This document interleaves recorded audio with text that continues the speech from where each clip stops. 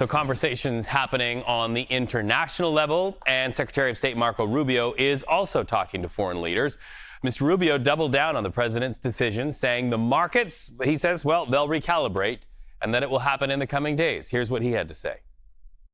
I don't think it's fair to say economies are crashing. Markets are crashing because markets are based on the stock value of companies who today are embedded in modes of production that are bad for the United States. We have to be a country that thinks we're the largest consumer market in the world, and yet the only thing we export is services. And we need to stop that. We need to get back to a time where we're a country that can make things, and to do that, we have to reset the global order of trade. The other part of my question. Well, the worst thing is to leave it the way it is forever. I mean, this just can't continue. We can't continue to be a country that doesn't make things. We have to be able to make things to provide jobs for Americans. That's it. It's that simple. China is an example. I mean, it's outrageous. I mean, they don't consume anything. All they do is export and flood and distort markets, in addition to all the tariffs and barriers they put in place. So the president rightly has concluded that the current status of global trade is bad for America and good for a bunch of other people, and he's going to reset it, and he's absolutely right to do it. All right, so all of these conversations are happening at high levels, right?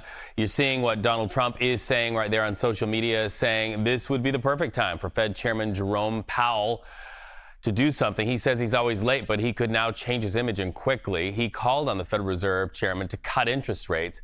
The president went on to say, quote, he is always late, but he could now change his image and cut interest rates. Jerome, and stop playing politics, exclamation point. Now, moments ago, Federal Reserve Chief Jerome Powell had this to say about the impact on your taxes. Take a listen. It is now becoming clear that tariff increases will be significantly larger than expected.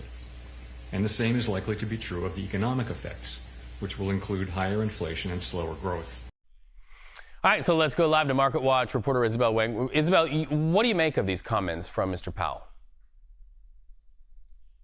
Yeah, I would say these retaliatory tariffs could really harm the U.S. economy by really squeezing company profits and raising costs for American consumers. And this morning, we just got a batch of jobs reports showing that economy is holding up pretty well. So investors actually since yesterday have been waiting for Jerome Powell to really comment on the current economic conditions and what that impact the Federal Reserve's interest rate cutting cycle later this year. But for now, I would say this is the moment that the financial market really needed today's number. Like everyone really knows that an economic slowdown is about to happen, but at least right now they can be reassured that the labor market was still holding up okay, at least before this week's Trump's tariffs. But I would say this could be just like a moment of calm before the storm. Like we still don't really know what's going to happen next. 2025 jobs report. Some people saying that that's a little bit of a sigh of relief here on this day when the Dow is down. What do you say?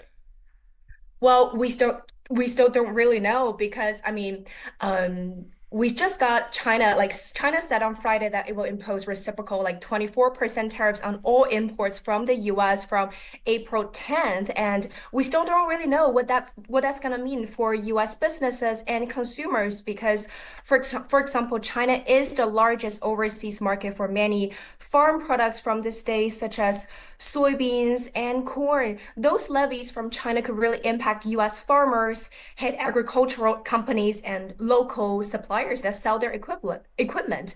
And for companies in tech and retail sectors, especially those with larger consumer bases in China, they may see declining sales due to higher prices for American products. So the economic impact of those tariffs is still really unclear.